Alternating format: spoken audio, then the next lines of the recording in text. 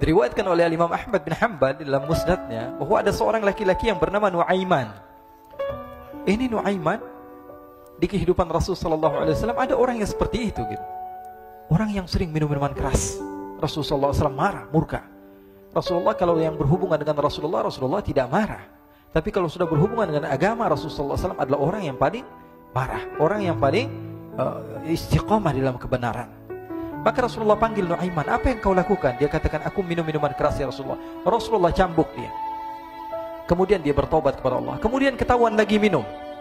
Kemudian dicambuk lagi oleh Rasulullah SAW. Sehingga sebagian sahabat memukul dia dengan pukulan yang banyak. Sehingga apa yang berlaku? Sebagian sahabat mengatakan, la'natullahi ala Nuaiman. Semoga Allah melaknat Nuaiman. Dia mempermainkan Rasulullah. Dia bilang sudah mau taubat tapi minum lagi. Dia bilang sudah mau taubat tapi minum lagi. Maka Rasulullah SAW mengatakan, la tal'anuh fa innahu yuhibbullah wa rasulah.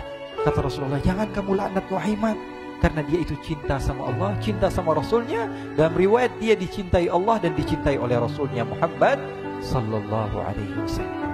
Ibn Majah menceritakan bahwa Nuaiman ini pernah suatu waktu diajak oleh Sayyidina Abu Bakar pergi ke negeri Syam. Negeri Syam itu di mana?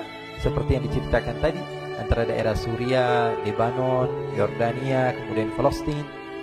Daerah seperti itu. Umumnya orang Quraisy pada masa itu mereka memiliki rihlah berdagang, membeli dagangan ke Syam, kemudian dijual lagi di kota Makkah.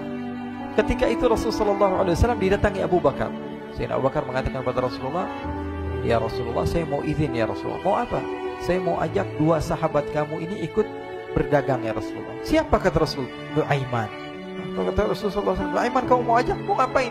Biar seru-seruan aja ya Rasulullah. Kata Rasulullah, ya sudah, saya izinkan kamu bawa Nuaiman.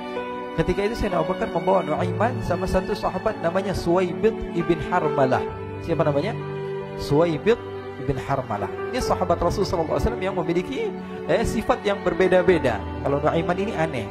Pernah Rasulullah SAW dibawain makanan banyak, dikasih Rasulullah, dikasih sahabat semua. Semuanya sudah makan, tiba-tiba si Nuaiman ini, sahabat Nabi Nuaiman mengatakan kepada Rasulullah, ya Rasulullah, ini yang penjualnya, tolong kau yang bayar ya Rasulullah. Makanan udah habis. Makanan udah habis. Rasulullah SAW bingung, saya yang bayar. Akhirnya Rasulullah katakan kepada sahabat, ayo keluarkan uang, kita patungan, kita bayar. Rasulullah aja dimainin, apalagi kita orang.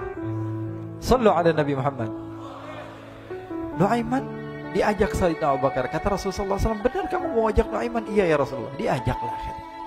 Diceritakan dalam riwayat Ibn Majah, diceritakan juga di dalam Siyar A'lam Nubala, diceritakan juga di dalam Musnadnya Imam Ahmad bin Hanbal, dalam riwayat Imam Ahmad bin Hanbal. Maka diceritakan Nuaiman diajak oleh Sayyidina Abu Bakar. Sesampainya di negeri Syam, semua dibagi tugas. Fulan bin Fulan kerjaannya ini, Fulan bin Fulan kerjaannya ini, semua memiliki kerjaan. Nuaiman tanya, wahai Abu Bakar, kerjaannya saya apa wahai Abu Bakar? Kata Sayyidina Abu Bakar, kamu mau ngapain terserah kamu wahai Nuaiman. Yang penting kamu ikut saya kan. Kemudian satu di antara mereka namanya Suwaibid ibn Harmalah ditanya oleh Sayyidina Abu Bakar, wahai Suwaibid, kamu mau kerjaan apa? Kata Suwaibid, terserah kamu wahai Abu Bakar. Kata Sayyidina Abu Bakar, kamu menjaga makanan, karena saya tahu kamu ini adalah orang yang senantiasa menjaga amanah. Suwaibid ini kalau disuruh maju dia maju, disuruh mundur dia mundur, disuruh ke kanan dia ke kanan, disuruh ke kiri dia ke kiri. Orang yang ikut aja. Kalau Nuaiman beda, disuruh maju dia ke belakang, kasih sen kanan ke kiri belok. Nuaiman itu orang yang berbeda. Maka Suwaibid mendapatkan tugas, semua mendapatkan tugas kecuali Nuaiman. Sehingga ikhwani, apa yang berlaku, apa yang terjadi? Sayyidina Abu Bakar pergi sibuk dengan kesibukannya, sehingga datanglah waktu siang. Nuaiman sudah lapar. Nuaiman cari makanan. Dia nggak punya uang, diajak Sayyidina Abu Bakar tapi tidak diberikan uang. Sehingga dia cari-cari makanan. Dia tahu Suwaibid yang jaga makanan, dikatakan, wahai Suwaibid, saya mau makan, berikan kepada saya satu roti saja. Yang terpenting apa? Saya makan sekarang, saya sudah lapar. Kata Suwaibid, ya Allah Nuaiman, kita tunggu Abu Bakar saja sehingga dia datang, karena ini amanat. Amanat dari Abu Bakar, saya tidak boleh berikan kepada siapapun kecuali atas izin Abu Bakar. Kata Nuaiman, kasih saya makanan, kalau tidak saya bikin masalah sama kamu. Merah wajahnya Suwaibid, karena dia tahu, jangankan saya, Rasulullah aja dimainin. Bingung, apa yang harus saya lakukan? Akhirnya Nuaiman bilang, gampangannya aja, kata Nuaiman, kamu kasih saya makanan, atau kalau tidak saya bikin masalah sama kamu. Bingung Suhaib pikir panjang. Setelah itu dia katakan, ya sudah Nuaiman, saya tetap mau jaga amanah Abu Bakar, karena saya takut ini adalah perintahnya Allah, perintahnya Rasulullah SAW, dan perintah daripada Abu Bakar sahabatnya Nabi. Kata Nuaiman, kalau memang begitu kamu maunya, ya sudah, berarti kamu ngajakin berantem sama saya. Nuaiman pergi ke pasar. Dia cari-cari tempat penjualan hamba sahaya. Dia lihat-lihat beberapa hamba sahaya. Ini berapa harganya? Ini katanya 10 qalanes. Ini berapa? Ini harganya, hitungan orang zaman dahulu. Kita sih hitung seperti dirham, berapa ratus dirham gitu. 200 dirham. Yang ini berapa? 300 dirham. Yang ini berapa harga hamba sahaya? 300 dirham. Harganya antara 300, 200 sampai 100. Kemudian Nuaiman mengatakan kepada penjual hamba sahaya tersebut, saya punya juga hamba sahaya, tapi saya jual cuma 20 dirham saja, murah. Apa benar ada hamba saya harganya segitu? Iya, karena dia punya aib, ada kekurangan. Apa? Nanti kalau kalian tangkap, dia bakalan teriak, saya ini bukan hamba sahaya tapi orang merdeka. Akhirnya semua orang berkumpul mau beli. Ini Nuaiman sama Nuaiman diajak ke Suhaib bin Harmalah tadi. Kata Nuaiman, itu ada orang yang berdiri sedang menjaga makanan, itu hamba sahaya saya, tangkap saja. Oh baik.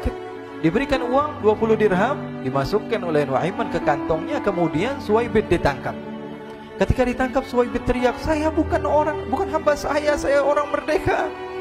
Maka orang-orang tersebut mengatakan, saya sudah tahu kekurangan kamu.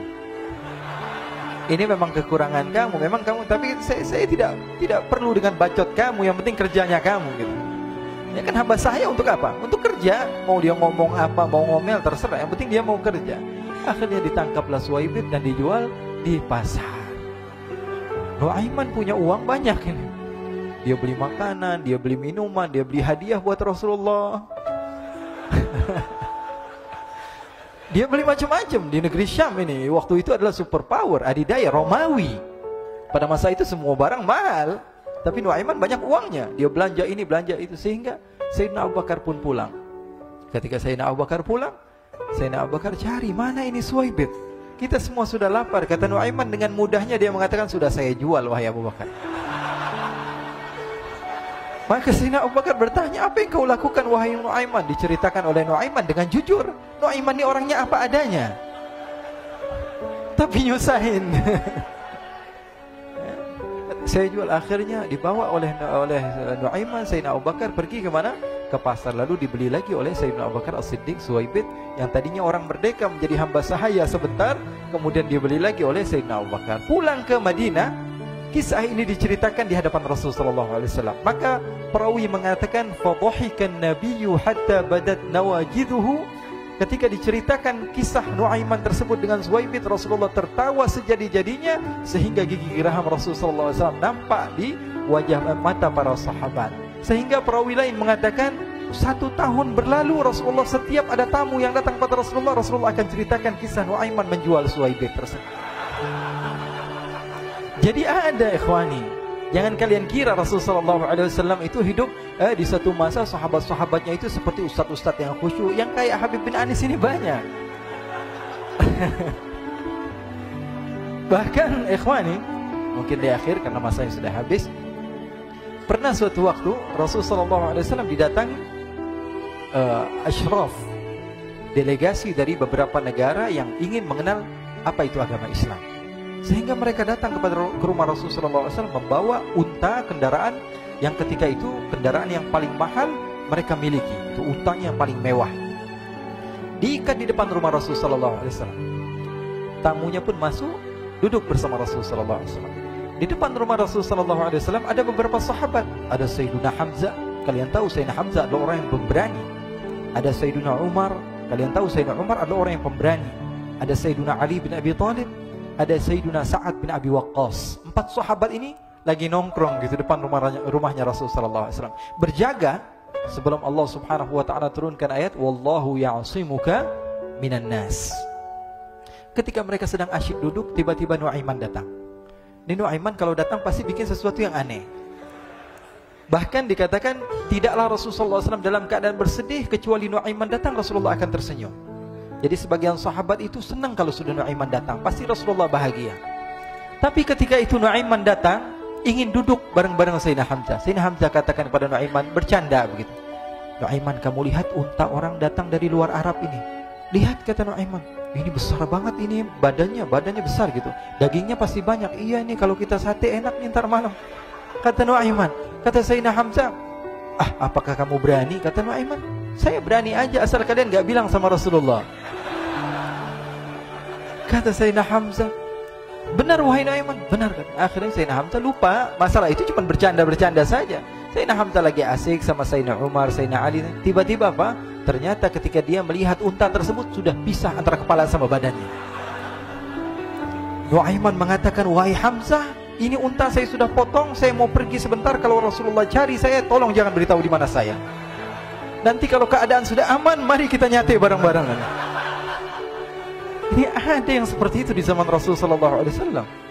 Maka dia pun berlari dan berlari mencari satu tempat supaya Rasulullah SAW dia selamat daripada Rasulullah SAW.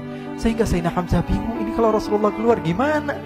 Ada Hamzah Asadullah, ada Ali bin Abi Thalib, ada Umar, gak bisa jaga kendaraannya, tamunya Rasulullah SAW. Akhirnya benar apa yang terjadi, ikhwani.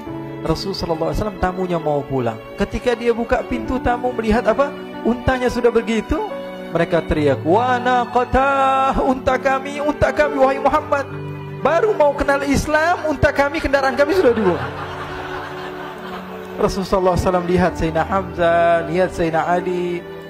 Mereka gak bisa ngomong, mereka hanya bilang apa? Nuaiman ya Rasulullah. Rasulullah perintahkan Sayyidina Umar, wahai Umar, sekarang kamu ambil uang, kemudian kamu gantikan, kemudian kamu berikan 2 kali lipat daripada harta unta ini, sehingga apa?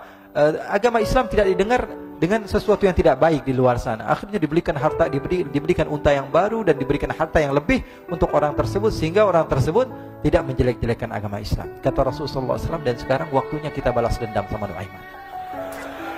Nuaiman ternyata berlari tempat yang jauh sampai hampir keluar dari kota Madinah. Dia dapatkan seorang sahabat Nabi yang hadir juga dalam peperangan Badar, namanya Al-Miqdad bin Al-Aswad. Siapa namanya? Al-Miqdad bin Al-Aswad ketika itu sedang menggali sumur. Ketika sedang menggali sumur, Nuaiman datang. Nuaiman katakan kepada Miqdad, wahai Miqdad, wahai sahabat Rasul, kamu orang yang hadir dalam peperangan Badar, kamu adalah orang yang hebat. Dipuji-puji sama Nuaiman. Ada maunya ini. Akhirnya dia bilang, wahai Miqdad, tolong saya. Kenapa wahai Nuaiman, kamu ini kekasihnya Rasulullah, orang yang disayang sama Rasulullah. Kenapa? Saya ini sedang dikejar-kejar orang jahat. Tolong selamatkan saya. Saya pengen masuk ke dalam sumur, boleh atau tidak? Kata Miqdad, siapa yang mengejar kamu? Pokoknya saya dikejar sama orang-orang. Kamu mau atau tidak selamatkan saya? Ya sudah, selagi kamu itu adalah sahabat Nabi, silahkan kamu masuk. Masuk akhirnya Nuaiman ke dalam sumur tersebut. Lalu Nuaiman mengatakan, wahai Miqdad, dia keluar lagi. Nanti kalau ada yang cari saya, tolong jangan beritahu saya di dalam sumur ya. Kata Miqdad, baiklah. Kata Nuaiman, siapapun yang bertanya tentang saya, kamu tidak akan kasih tahu. Iya, kata. Walaupun Rasulullah yang tanya saya. Katanya, enggak mungkin Rasulullah datang ke tempat sejauh ini. Iya, walaupun Rasulullah. Akhirnya masuk Nuaiman. Setelah beberapa menit, Rasulullah dan rombongan benar datang. Miqdad bingung ini. Ini kenapa Rasulullah datang ke RW kami ini? Ada apa ini Rasulullah sampai sejauh ini? Ditanya, ya Rasulullah, ada apa ya Rasulullah? Kata Rasulullah, saya cari Nuaiman. Di mana Nuaiman? Innalillah, kata Miqdad.